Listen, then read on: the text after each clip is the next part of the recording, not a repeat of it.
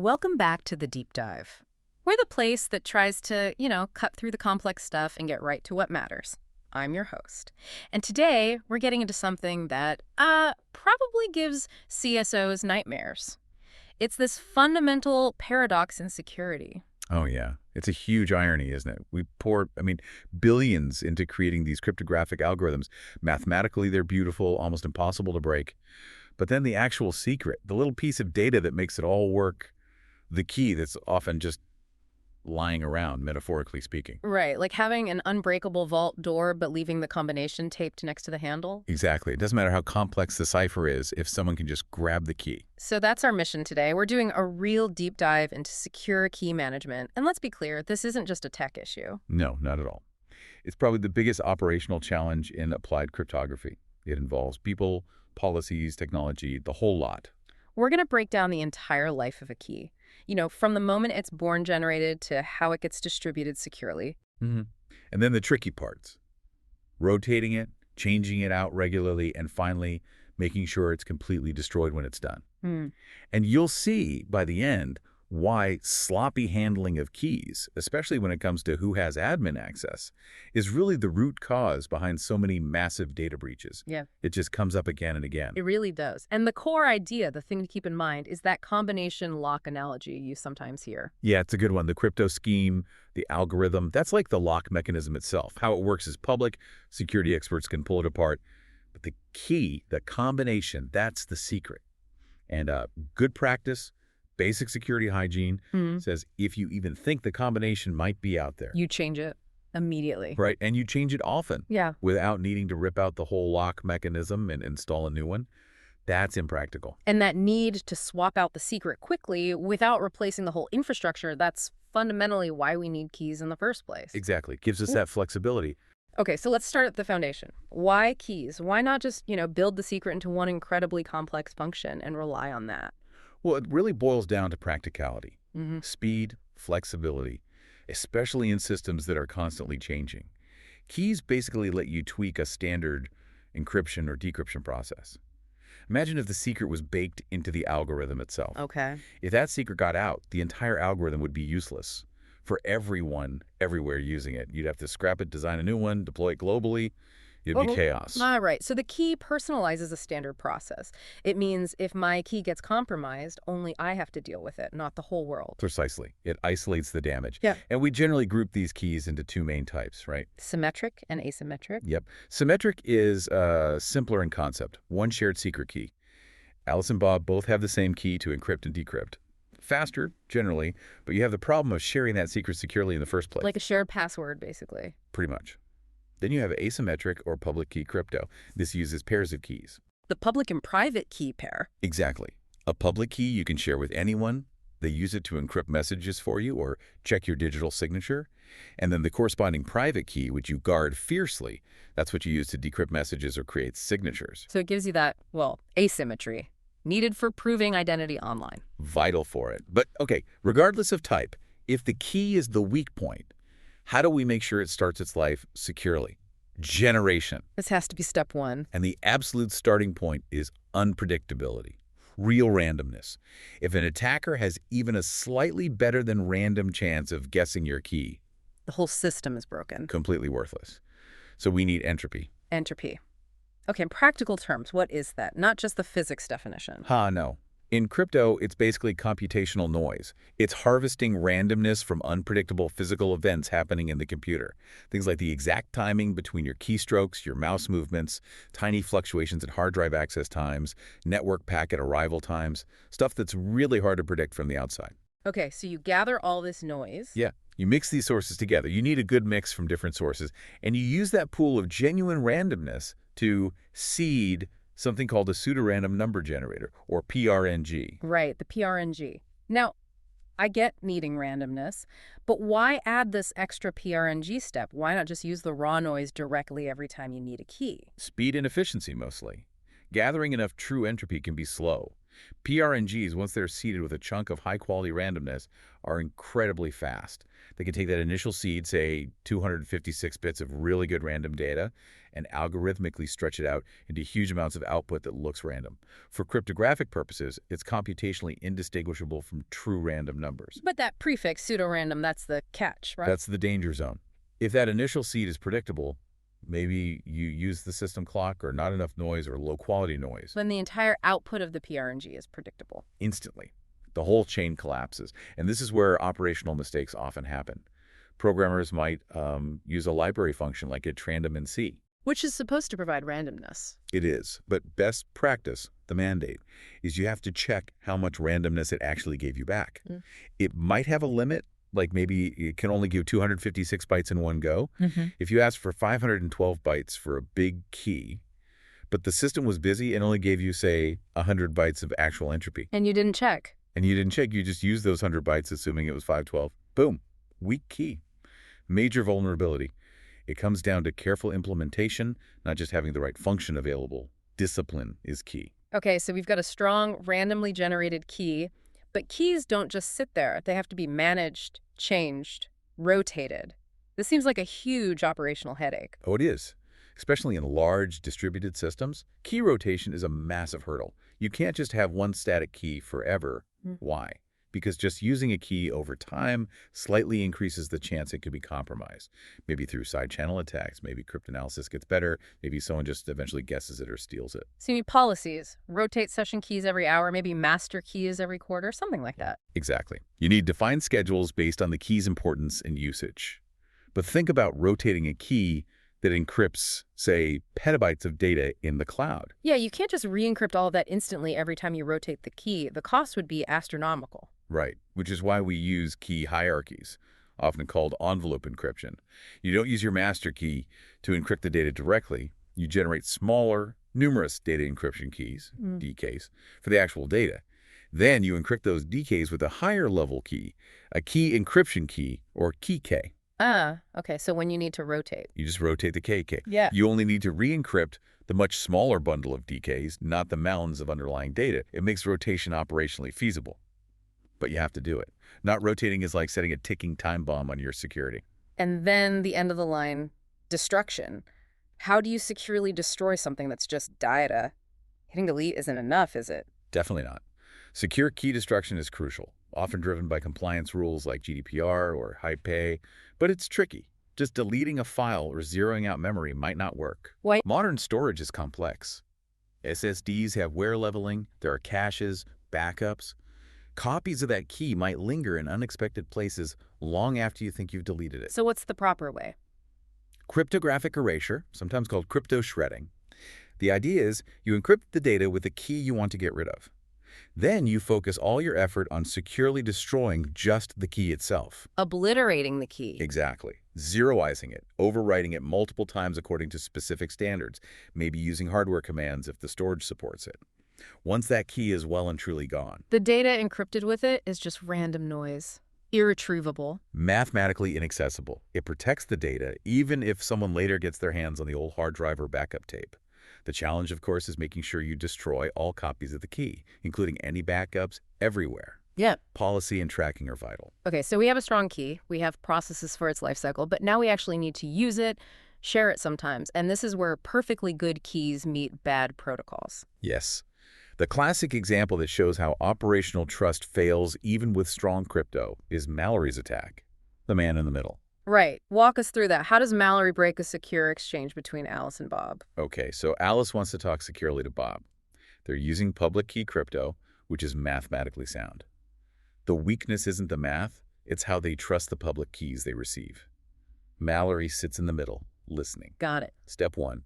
Alice sends her public key. Let's call it PA, intended for Bob. Mallory intercepts it. Okay. Mallory doesn't forward Alice's key. Instead, Mallory sends his own public key, PM, to Bob, but claims it's Alice's key. Sneaky. So Bob now thinks Mallory's key is Alice's. Exactly. Step 2. Bob wants to send a secret message, maybe his own key PB, back to Alice. He encrypts PB using the key he thinks is Alice's, but it's really Mallory's PM, and sends it. Mallory intercepts again. Yep. Mallory decrypts the message using his private key, since it was encrypted with his public key. He reads Bob's secret, PB. Hmm. Then he re-encrypts PB using Alice's actual public key, PA, which he intercepted earlier, and forwards it to Alice. Wow. So Alice gets the message, decrypts it with her private key, and thinks it came securely from Bob. Looks perfectly normal to her. And step 3 is just the reverse. Alice encrypts her secret PA using what she thinks is Bob's key, but Mallory tricked her into using PM again. Mallory intercepts, decrypts, reads PA, re-encrypts with Bob's real key, and sends it on. So at the end, step 4, Alice and Bob both think they've securely exchanged keys or authenticated. Everything seems fine. Seems fine, but it's a total disaster. Mallory knows both secrets, PA and PB, and the sources highlight how this isn't just theoretical key theft. Mallory can then use this knowledge operationally. How so? He might wait until Alice and Bob think they're done, then simulate some network noise, drop the connection suddenly. Okay. Alice, thinking she just securely authenticated, tries to reconnect. But now she might be connecting directly to Mallory, who could prompt her for her actual password this time, pretending to be Bob or the system. Because the initial trust was misplaced. Exactly. She gives Mallory her password. Mallory then turns around, uses that, and completes the login to Bob, maybe getting his password too. The crypto algorithm itself wasn't broken. The protocol for trusting and exchanging the keys was flawed. No verification of who actually owned the public key. That failure to verify identity is critical. Yeah. And keys can be misused even when they're part of other crypto functions, right? Like with MX. Yes, message authentication codes. This is a great example of a technical mistake often rooted in misunderstanding how the underlying tools, like hash functions, actually work. Consider a common but flawed way to make a Mazins. Just take your secret key K, stick the message X onto the end of it, and hash the whole thing. So M equals HKX. It's often called the secret prefix method. Seems logical enough. If you don't know Akanu, you can't compute M, so it should prove the message hasn't been tampered with, right? You'd think so, but it's vulnerable to something called a length extension attack. This works because of how many common hash functions like the older SHA-1 or MD5 are built. How are they built? They process the input message in fixed-size blocks, iteratively. They maintain an internal state, a sort of running calculation, often called a chaining variable. The final hash output, M, is basically derived from the final state after processing the last block of KX. Okay, so it processes block by block? Okay. How does an attacker exploit that? Here's the clever, dangerous part. If an attacker sees the original message X, knows its length, and therefore the length of KX, and sees the resulting MAC. Which they might if it's transmitted openly. Right. They can take that MACM and effectively use it as the starting internal state for a new hash calculation. They don't need to know the secret key, K, at all. They can then append their own malicious data, let's call it Y, onto the original message X. They calculate the hash of Y starting from the state represented by M. This gives them a new valid MAC, let's say M, for the combined message XY. Without knowing the original key K. Without ever knowing A. They just extended the original message and computed a valid MAC for the longer message. The integrity check is completely broken because the way the key was used exposed the internal iterative nature of the hash function. So that's why we have things like HMAC now. Exactly. HMAC, hash-based MAC, was designed specifically to prevent this.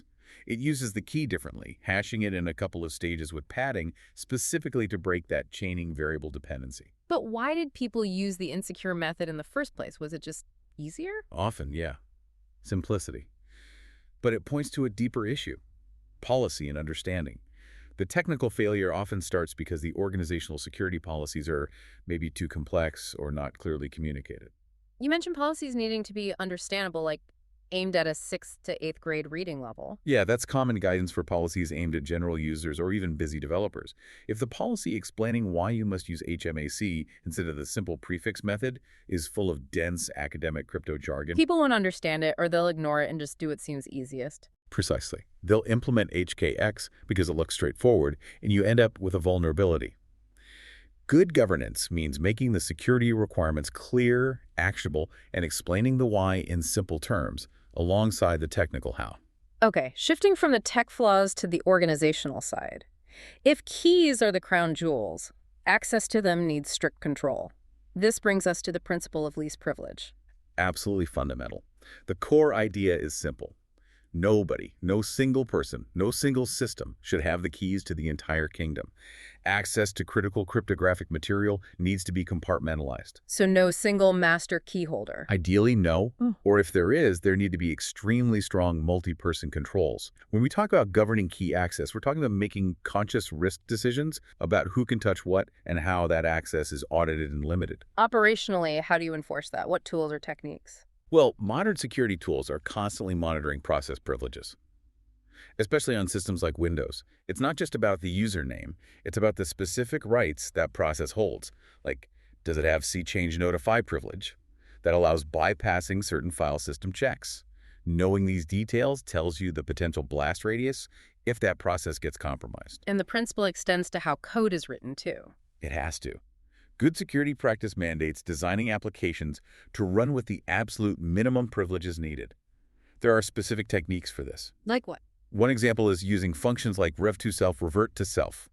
Imagine a service account needs temporary admin rights to do something specific. Okay. As soon as that specific task is done, rev2self is called to immediately drop those elevated privileges and revert the process back to its original, less powerful user context. So it minimizes the time window where it has high privileges. Exactly. Reduces the attack surface. Yeah. Every command, every operation should ideally run with the bare minimum security token required. No unnecessary standing privileges. But even with all these technical controls, there's always the human weak link, right? Social engineering. The easiest route to the key, often. It's disturbingly effective, requires relatively low technical skill, and it plays on our basic human instincts. Trust, helpfulness, sometimes fear or urgency. And attackers usually don't go after the security gurus first. They target employees who might be less trained, more focused on just getting their job done, maybe a bit lax, people who want to be helpful. And this is where the poker chips idea comes into play. Yeah, it's a great analogy from the source material. The social engineer collects these little pieces of seemingly harmless information, poker chips, things like internal project names, manager names, department jargon, specific procedures, stuff an outsider wouldn't normally know. Okay. They use these chips to build credibility quickly. They might call up, sound a bit casual at first, drop some lingo, mention a name, gain that initial trust. Then the sources say they often pivot, suddenly sound urgent, or like they're trying to help the victim out of jam or fix a critical problem right now. That emotional shift pressures the victim. And makes them bypass normal procedures. Makes them give up a password, click a link, run a file, things they wouldn't do if they weren't under that manufactured pressure and trust. And the huge policy mistake here is letting internal knowledge act as authentication. It absolutely cannot. Yeah. Just because someone knows the name of your department head or your internal acronyms doesn't prove who they are. Verification must happen through a separate channel. Call them back on a known number, check with a supervisor, use a pre-established secure method. The anecdote about Joe the engineer comes to mind. Right. The person who was apparently known for sharing passwords for convenience didn't keep systems patched. Basically opened the door. An attacker just needed that one weak link, that one person prioritizing convenience over security to gain initial access and then potentially escalate to steal keys or code. Convenience is the enemy of key security. Which logically leads to needing dedicated hardware and systems to isolate these critical keys. This is where things like KMS and HSMs fit in the governance picture. Yes, exactly. Key management systems, KMS, and hardware security modules, HSMs, are essentially the physical and logical embodiment of the principle of least privilege for keys. An HSM is a dedicated, tamper-resistant piece of hardware. The cryptographic keys are generated inside it, used inside it, and ideally never leave it in plain text form. So even if an attacker compromises the main server, they still can't get the keys out of the HSM. The HSM performs the cryptographic operations itself. Even the sysadmin managing the server hosting the HSM doesn't typically have access to the raw key material inside. It enforces that separation. And KMS systems often manage these HSMs or provide similar secure key storage and API access in the cloud. Right. KMS provides the management layer, the APIs, the audit trails, often leveraging HSMs underneath. The core principle is isolation. Your governance policies must mandate this kind of isolation for high-value keys. And policies also need to cover preventing employees from leaking those poker chips, the seemingly innocuous details social engineers thrive on. Ultimately, who decides how much isolation is enough? How much risk is acceptable? That's a critical point. Key custody, the risk of compromise. It's not just an IT problem to solve in a vacuum. It's a fundamental business risk. The decision about what level of risk is acceptable, how much to spend on HSMs or stricter controls, that has to be made by business leaders. They understand the potential financial impact, the regulatory penalties, the reputational damage of a major key compromise. IT implements the controls. The business decides the risk tolerance. So let's bring it all together. How do attackers actually leverage these failures in practice to steal keys and the data they protect? It often starts with getting those initial credentials. Almost always. Compromised admin credentials, whether it's a domain admin or a root user on a critical server, that's the most direct path. Get those credentials, and you often have a straight shot to the systems managing or storing the keys, or at least the systems that use the keys. That's how millions of encrypted records get stolen, compromise the key, decrypt the data. Like the Joe example, again, get his credentials, maybe because he reused a password or didn't patch, and suddenly the attacker has root access. And once they have that root access, they don't just grab what they can and leave. They set up shop. They want persistent access. Maybe install a simple backdoor, a remote shell, so they can come back anytime. That's the direct route. But what if they can't get credentials directly? What are the technical ways they climb the ladder, escalate privileges? A classic route, still surprisingly common, is memory corruption vulnerabilities, particularly buffer overflows. The old Strappy problem you mentioned. Yeah, Venerable Strappy in C is a frequent culprit, though there are many others. The basic idea is simple. Strappy copies data from one place to another in memory. But it doesn't check if there's enough space in the destination. Exactly. So if an attacker can control the input data, they can provide a string that's way too long for the buffer allocated to receive it. And the extra data spills over. Spills over and overwrites whatever is adjacent to that buffer in memory. And crucially, on the program stack, what's often sitting right next to local variable buffers. The return address. The return address. The memory location the program is supposed to jump back to when the current function finishes. If the attacker overwrites that address with the address of malicious code, they've also managed to sneak into memory. The program finishes, tries to return, but jumps straight into the attacker's code instead. Bingo. Yeah. And often that code runs with the privileges of the compromised program, which might be high. Instant privilege escalation from a simple coding mistake. Okay, so they've used an exploit like that to get initial high privilege access. How do they make sure they keep that access even if the system reboots or the original vulnerability gets patched? Persistence. Persistence is crucial for attackers. They want long-term access. On Windows systems, a very common and effective technique is using the built-in task scheduler. An attacker with admin rights can create a scheduled task using a command like tasks. Create FRU system SCACE onlogon. Breaking that down. Create makes a task, F forces it if it exists. RE system means run as the all-powerful system user. Right, highest privilege level. Yeah. And SC onlogon means run it every time someone logs on to the system. The task itself points to a malicious program the attacker uploaded earlier. So guaranteed execution with top privileges every time the machine starts or someone logs in. Nasty. What about on Linux or UniX systems? Similar goals, different tools. A really stealthy method on UniX-like systems is to modify core system binaries. A prime target is bin login. The program that actually handles user logins. Exactly. If an attacker can gain root access just once, they can modify bin login, maybe adding a backdoor password check before the real login process runs, or making it automatically launch their malicious shell under certain conditions. And modifying bin login is particularly sneaky because it can often bypass standard system logging.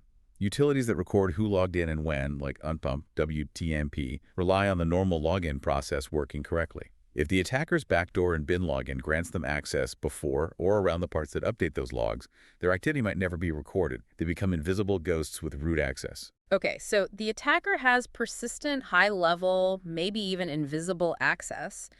Now they go for the real prize. The keys, the core secrets. How do they do that stealthily? When you're targeting the most valuable secrets in, say, a Windows enterprise environment, the Active Directory domain hashes you want to be quiet.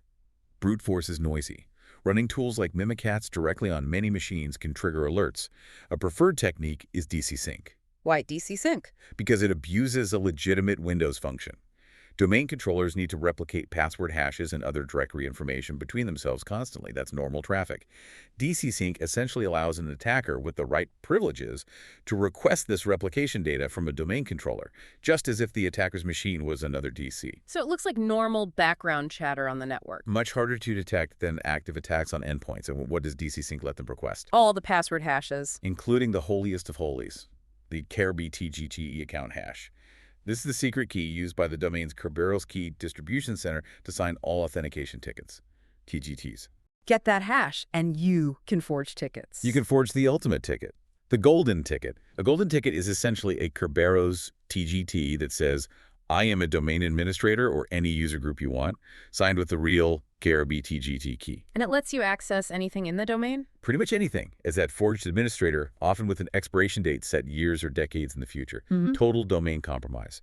Once they have that level of access, they can easily target specific systems or memory dumps on endpoints to find any keys that might momentarily exist outside of an HSM for operational use. They attack the endpoints because the keys have to be used somewhere, eventually. Hashtag tag outro. Wow. Okay, so wrapping this all up, this deep dive really drives home one point. The mathematical strength of your crypto, it almost doesn't matter if the key management, the governance around it, fails. It's the weakest link. The whole life cycle, generating keys randomly, distributing them securely, rotating them on schedule, destroying them properly, it's complex. And then you layer on human error, the drive for convenience, abuse of privileges. It makes key management the ultimate operational challenge. It's where the pure math meets messy reality. Exactly. And it forces us to think about risk in a more quantitative way, like in decision science. We talk about expected opportunity loss, or EOL. EOL, that's the cost you pay because you don't have perfect information about the future. Pretty much. You make a decision based on uncertainty, and EOL is the average amount you lose compared to if you'd known exactly what was going to happen. Information reduces EOL. So how does this apply to key security? We need to think about the expected value of perfect information, the EVPI, related to our key security. Okay, what's EVPI? It's the absolute maximum amount you should theoretically be willing to pay to eliminate uncertainty about a specific future event. So think about it. Given the potentially catastrophic costs, if a critical admin credential gets compromised, allowing key theft, massive data breaches, huge fines, what's the value? What's the EVPI of knowing with perfect certainty the exact probability that your most critical admin account will be popped next week? That number represents the maximum you should be spending to prevent it, or at least understand the risk. It puts an upper bound on your investment in securing that credential, in governing access to those keys. Knowing that risk probability perfectly is incredibly valuable because the potential loss, EOL, is so enormous. That EVPI figure should inform your security budget for key governance. That's a really different way to frame security spending, not just cost, but value of information. So for everyone listening, take a step back from the immediate technical details for a second. Try to identify, say, the 5 most absolutely critical cryptographic keys in your operations. What do they protect? Customer data, financial transactions, intellectual property. And then ask the really hard question: which single person or which single system account currently has the privilege, even if it's temporary or indirect, to potentially access all 5 of those critical keys? Find that single point of failure, that concentration of privilege. That's almost always where the breach will start. Fix that. That's where you can build real resilience. Some serious food for thought there. Thanks for joining us on the deep dive. We hope this gave you a new perspective on the real costs and the real challenges of keeping secrets secret. We'll see you next time.